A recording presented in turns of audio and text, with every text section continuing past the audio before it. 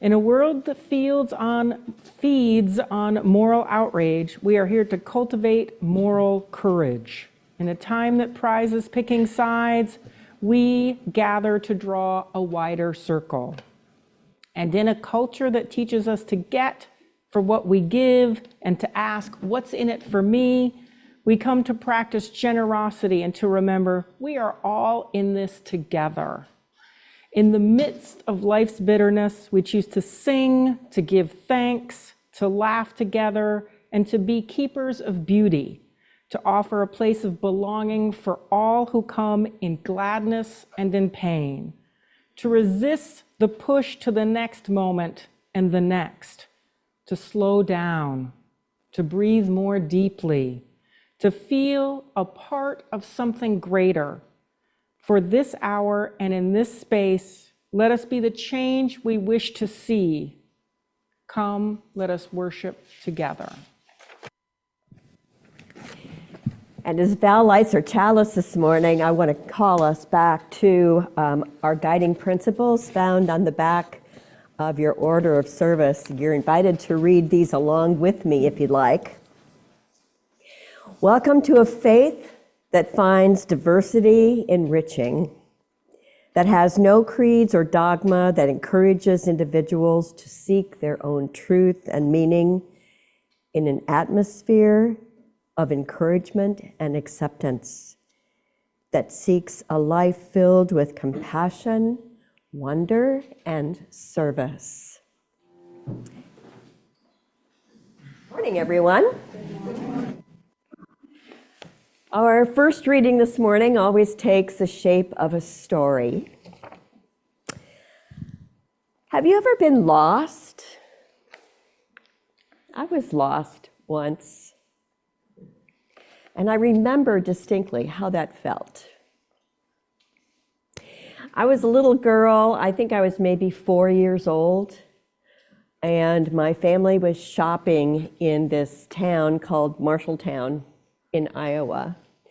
I had a sister and 2 brothers, and all 6 of us were shopping that day when my dad decided he was going to take my 2 brothers to a different store to shop, and I was left with my sister and my mom. And all of a sudden, I decided that I wanted to go with my dad and my brothers. So I told my sister, who was 3, that I was going to go with my dad. And I didn't tell my mother. I got out onto the sidewalk, and there was no sign of my dad or my brothers. And I remember crossing the street, being completely lost. And fortunately, my mom and sisters came and looked for me and rescued me. And I distinctly remember her raising her hand and telling me not to cross the street until she could come and get me, because she was afraid I was going to try to cross the street to get to her on a red light. There's a story that Rabbi Jesus tells, recorded in the book of Matthew, about a sheep that gets lost. And every time I hear this story, I think about that time in Marshalltown, Iowa, when I was lost. I identify with that little sheep who was just doing what little sheep do. He was eating grass, and the grass tasted so good. And so he didn't notice when the shepherd called all the sheep back to the fold. But all of a sudden, he realized that he was cold and looked up and realized that it was getting dark outside. And he was alone. Everybody else had gone. That is, all the sheep had gone. And he began crying. But the shepherd, who had 100 sheep total, missed him when he got back to the fold. And so he left his 99 sheep and went in search of the one that was lost. And Rabbi Jesus says, this is what God is like. Nothing heavy or theological about that, only that just like the shepherd who remembered his lost sheep, even if the sheep is just doing the most natural thing in the world, like chewing grass, he was doing it with such enthusiasm, he realized at one point that his sense of belonging was gone and he was lost. And why did he get lost? He got lost because he was out of touch or wasn't paying attention to the group that sustained him, that fed him, that gave him a sense of the fact that he counted just as much as the other 99. And as soon as that happened, he thought, this doesn't feel so great. I want to feel like I belong with others. There's a warmth and a comfort in that. Sometimes we need to be alone. There's something in each of us that occasionally needs to pull up the drawbridge. Maybe we do it because we're afraid. Maybe there is something that feels just a little bit too challenging for us. Maybe we feel clumsy and awkward reaching out. Sometimes we just want to be more independent, like I felt when I was that small child in Marshalltown. Rabbi Jesus says that God is like that shepherd, seeking always to find those who have lost their sense of belonging, or those who don't have a place to belong.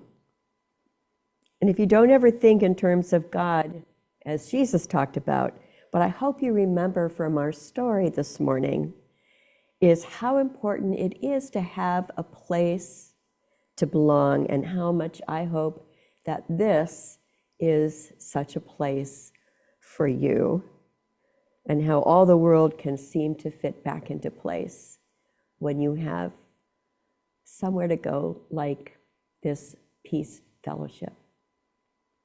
Thank you for listening to our story. Our meditation this morning is by the Reverend Gretchen Haley.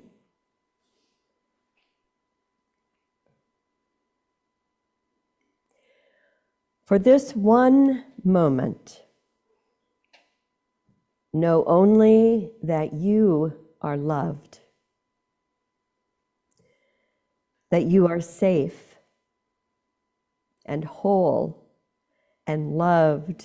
Know that you belong here, here among us, here upon the earth, in your body. However tired or broken your heart may be, whatever fear, disappointment, anger you carry. For this hour, know you are not alone.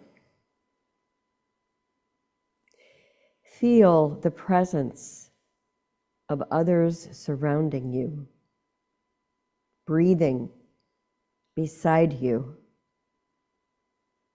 and with you, discovering together the way our voices rise and fall together in harmony, in hope. Claim here a resilient freedom, the choice for love, for light, to live with joy and gratitude and praise as a form of resistance.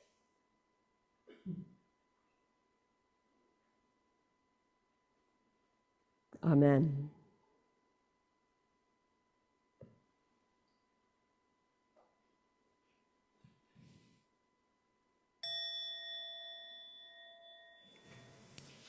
In Layla Motley's new work of fiction called The Girls Who Grew Big, one of the main characters, Adela, finds herself pregnant at the age of 16. Adela is a superb athlete, a swimmer, and her coach has been grooming her for international competitions. Adela's dream has been to be an Olympic champion. And as the story opens, Adela's parents have sent her to live with her grandmother in the small town of Padua in Florida's Panhandle until, as her father puts it, her trouble is over. Within a few weeks, Adela meets other young girls in Padua who have found themselves in the same situation, pregnant without a plan to have that happen. Many of the girls have found themselves homeless, having been tossed aside by families who have been ashamed of their situation. And the girls have found community together, often meeting in the bed of a red pickup truck owned by a young woman named Simone at the beach. And they are able to offer the kind of support to each other that they haven't been able to find anywhere else in their families or in the community as they tackle some very, very difficult choices and the consequences of the choices that they have already made. Should they finish high school? Should they marry their baby's daddy? Should they end the pregnancy? And if they're going to do that, how in the world would they, in a state that requires the consent of their parents, when they know their parents will not give consent? Should they keep the baby or put it up for adoption? Throughout the story, there are lots of problems to be had between the girls, but what struck me throughout the book is this sense of belonging that the girls feel in the bed of that red pickup truck out on the beach. A community that listens to them as they struggle with many decisions that I would find daunting. And Adela no longer feels alone. In fact, she experiences a sense of community for the first time in her life, and she's reluctant to give that feeling up. Humans have a deep and legitimate need to belong. Now, this is not the sort of community I would want to find myself in, but that sense of belonging, regardless of where it comes from, is so, so important. To develop a healthy ego, we have to individuate and differentiate, but we also need to know that we are in some way special and unique. And for that, we need to find a place where we are loved for who we are. This is a launch pad from which each of us create a personal identity.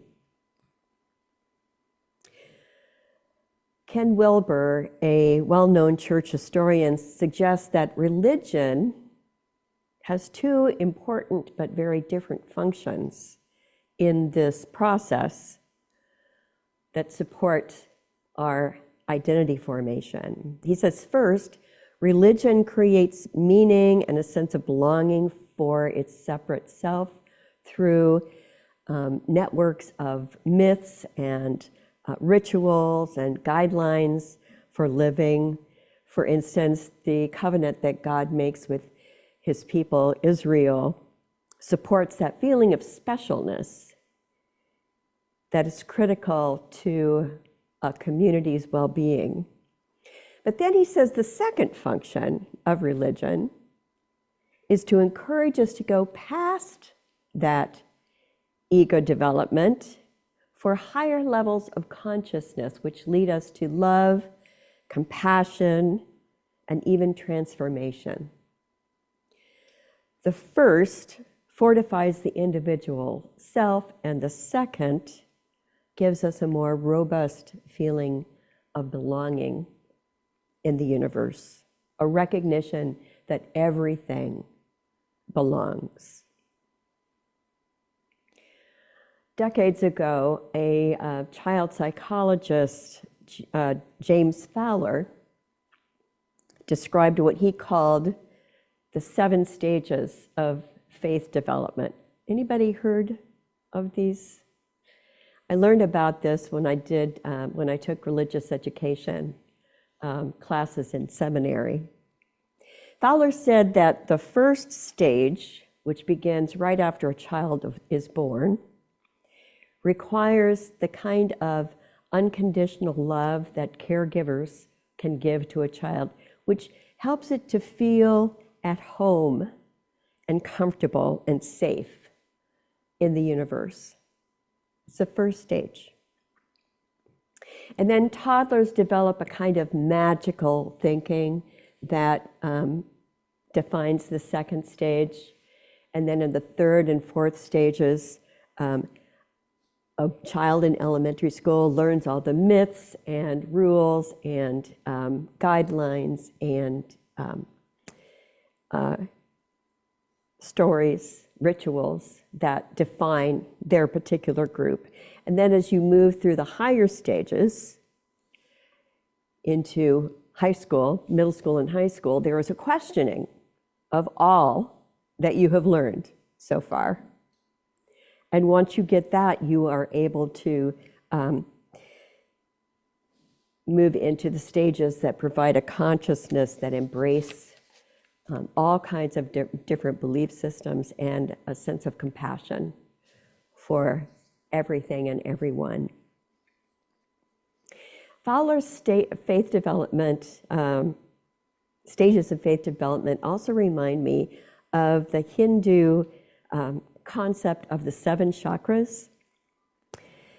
You begin with the tailbone energy of tribal importance, and then you move up through the body through powers of relational power, personal power and voice, compassion, and finally the top chakra energy is at the top of your head, spiritual awakening.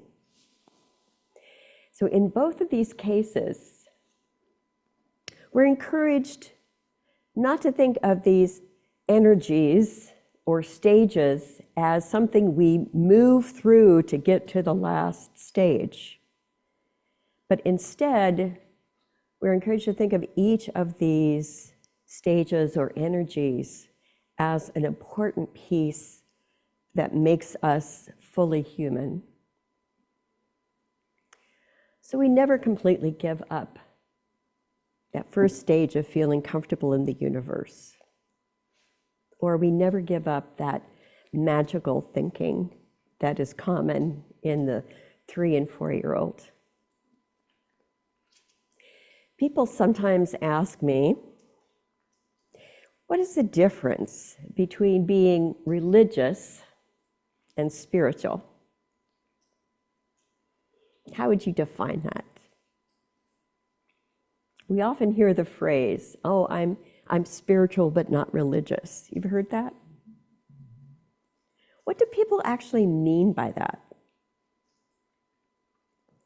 I think people who express this sentiment are claiming a broader sense of belonging than what they may have found in religion. But consider Fowler's stages of development. Does claiming to be spiritual mean you consider that you have climbed out of those lower rungs in order to feel a sense of belonging with all that is? Maybe. But I'm also reminded about what Fowler says about our need to never let the lower rungs completely go. And in part, that's because during crisis or loss of hope, there's value and comfort in dropping back down to the lower levels.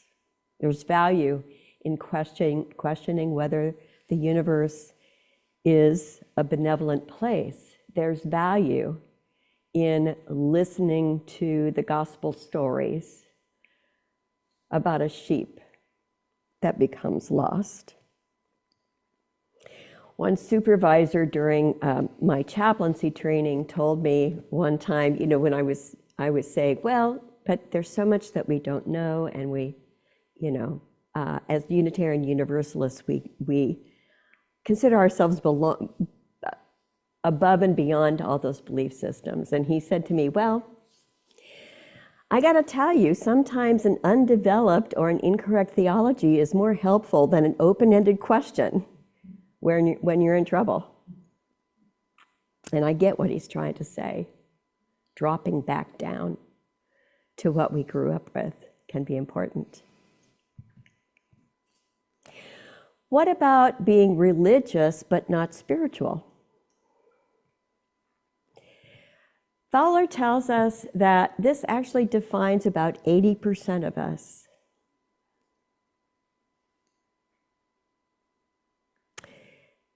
80% of us stop at those first few stages of fortifying the individual self. We never hit those rungs of compassion for all, or what some of us might consider a more spiritual attitude toward life.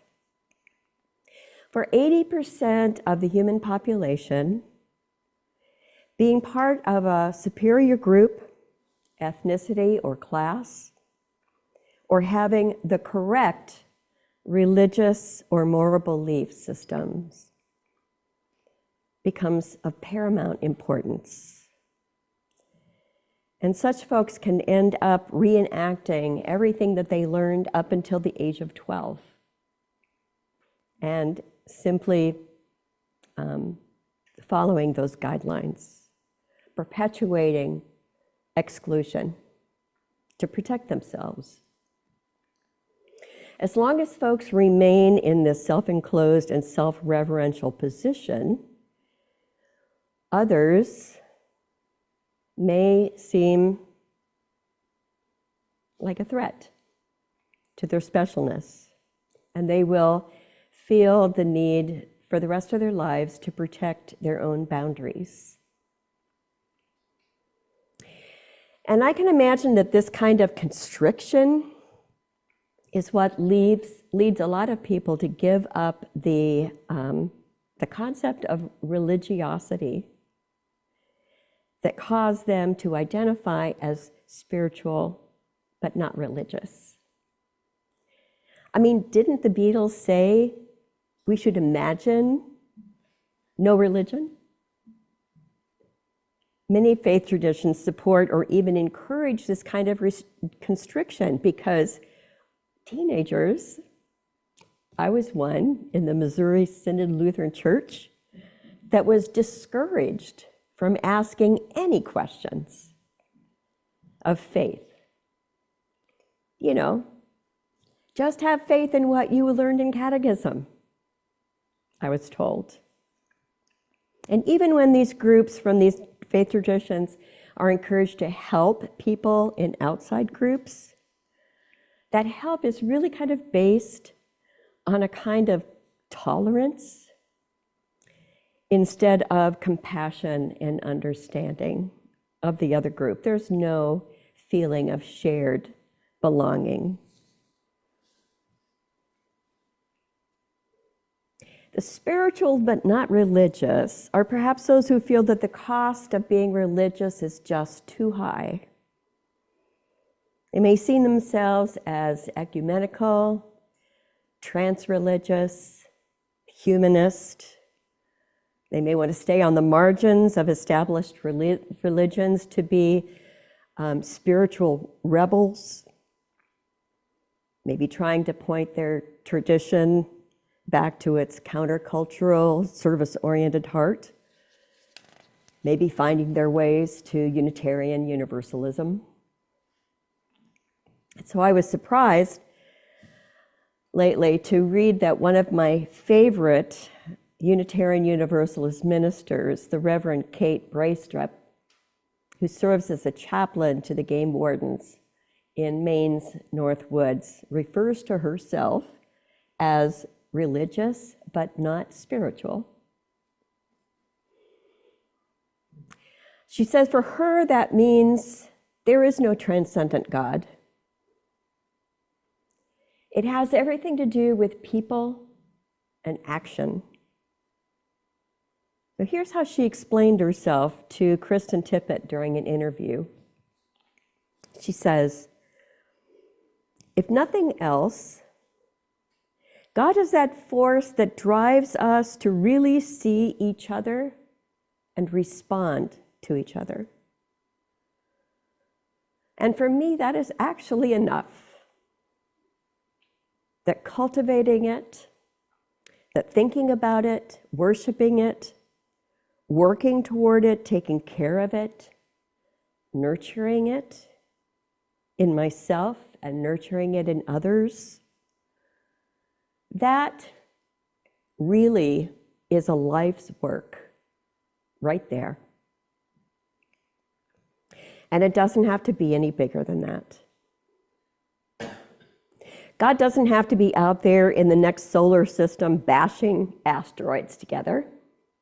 There's plenty. It's plenty, just the God that I work with. That's what she says. That's how she defines being religious but not spiritual. And I might argue with her definition, but I'm not going to say that's not how she should define herself. God being present in the people who show up to help in the Maine North Woods where she works, find that lost child, or a hiker that doesn't return at the end of the day. God being present in the folks that prepare the meals for the rescue teams, that provide the hugs for those family members when they receive the news, whether it's good or bad. Deep faith for Reverend Braystrup is grounded in her religious upbringing. But it also calls us to have a boots on the ground kind of faith. And that kind of belonging makes theology kind of irrelevant. The question always is, my friends, is not whether we're going to be faced with hard, awful things. Because we will all be faced with hard, awful things. The question is whether we have to face them alone or whether we do it together. So why does any of this matter? Why am I intent this morning in making a distinction between religion and spirit? I think it might behoove us to think about what we give up if we define ourselves as one or the other. What might it look like to claim both? In a sense, I believe this is what James Fowler is asking us to do when he suggests we are most fully human when we embrace all stages of our faith development. what might this look like for Unitarian Universalism? Would it change the way we educate our children? Would it change the way we incorporate newcomers into our community? Would it allow us to be less allergic to the stories, like I told this morning, of the one lost sheep? Every religious tradition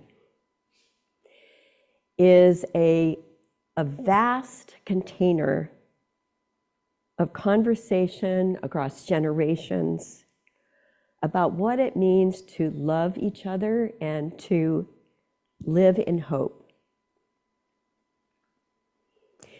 They've not always practiced these things as they should, but they are keepers of intelligence and offer ways for us to be together here in the 21st century. They offer habits, large and small, that can lead us to more compassion, more mercy, love of neighbor, love of enemy, love of self. Each tradition of fire. And like any fire, it can either warm or it burns. We are guardians of this flame. May we tend it wisely. Amen, and blessed be. These words, closing words, are by Starhawk. We are all longing to go home to some place we have never been, a place half remembered and half envisioned we can only catch glimpses of from time to time. Community, a circle of hands will open to receive us, eyes will light up as we enter, voices will celebrate with us whenever we come into our power. A circle of healing, a circle of friends, someplace where we can be free.